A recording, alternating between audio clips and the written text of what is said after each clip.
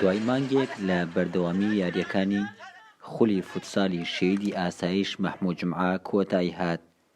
خولەکە بۆ 10 تیپی میلی سنووری قەزای کەلار و ناحیە ڕزگاری کرابوویەوە.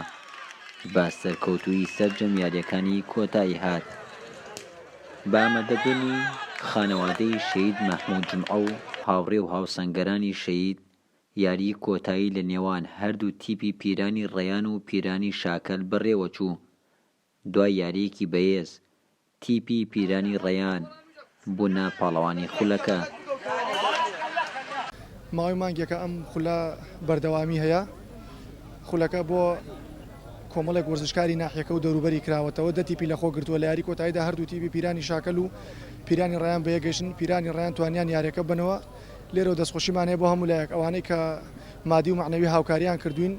ئینشەڵا بە پشتیوانی خوا و هەموو لایەک بەڵێنماندا ئەم خولانە ساڵانە بەردەوام بێت. لە هەمان کاتە شەهیدەکەش کەسێکی نزیکی خۆمان بۆ بەردەوام لە نزیکی یاریەکان بووە. شەهیدان هەمیشە ڕەمزی وەفان ئێمەش وەکو بچووکترین وەفا بەرامبەریان بۆ خۆیان و بنەماڵەکان بڕیارماندا ئەم خولە بە ناوی شەهید مەحموودی ئاسایشەوە بکەین.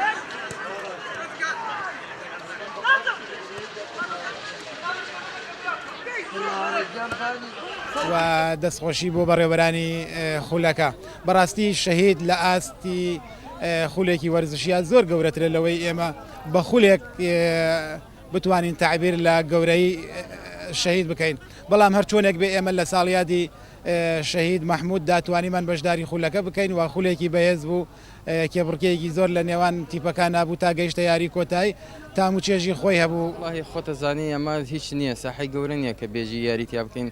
ئەم دەورەشە کە ئەکرێتەوە بۆ ئێمە زۆر باشە، هەم چۆن بێژی وەرزشێکە بۆ جەستەیی خۆمانە و هەم چ شتێکە کە پێکەوە هەمومان کۆ دەکاتەوە برادەرانی کۆن. لە دوای تەواوبوونی یاری کۆتایی خولەکە، خەڵات بەسەر هەردوو تیپی یەکەم و دووەمدا دابەشکرا.